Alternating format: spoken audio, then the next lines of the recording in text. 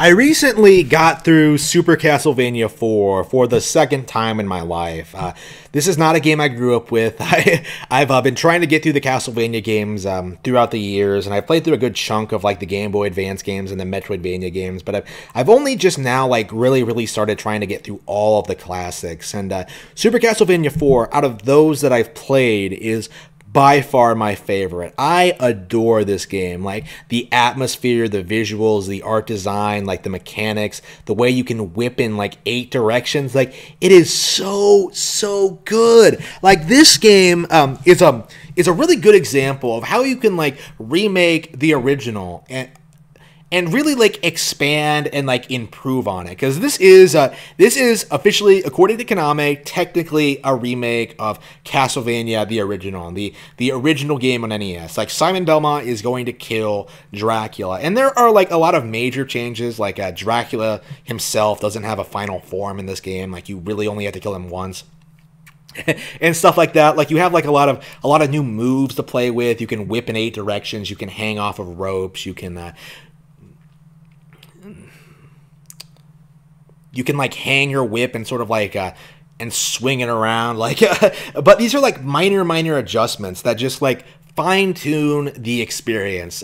This is, I feel, the best playing of the traditional 2D Castlevania games, because like Castlevania always felt like kind of slow and limited compared to like other NES games, action games, Ninja Gaiden, stuff like that. So like that's always been like its kind of design choice. I feel like that's kind of the challenge of the game, is that your character is kind of slow and can't really like deal with like a lot of these like relatively like simple platforming challenges all that well. But Super Castlevania 4 like really took those limitations and really made like interesting mechanics around them, like being able to swing, being able to hang from these things, being able to adjust your height, being able to like fling yourself across the room. Like it's a cool interesting mechanic that they do a whole lot with. The boss fights are improved over the NES version for the most part. I've heard a lot of people decry the game as being too easy.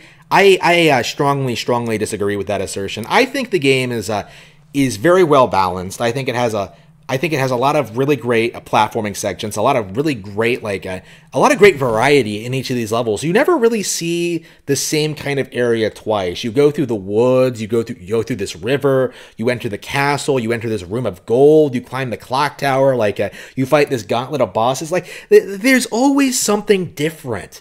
Like the game constantly keeps throwing new and interesting challenges at you, and you want to keep playing. You want to get through it. You want to get through the game. Like this is classic NES.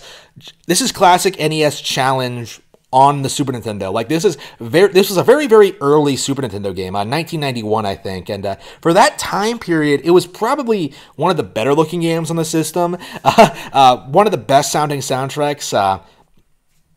One of the darker games on the system, and I think it all comes together beautifully. I think the game is stunning to look at. I think it's a lot of fun to play. Great action, lots of great boss fights. Very memorable game. Very memorable game to get through. Getting through it on playing it, like getting through all the challenges, it's very satisfying to finally reach Dracula and just knock his head off and see that light just billowing in through the back window. It was oh so satisfying when I finally managed to pull it off. I love this game. I'm not sure if I would recommend it to someone who's not like a really hardcore like action game aficionado, but if you are, like, this is absolutely a game that's worth checking out.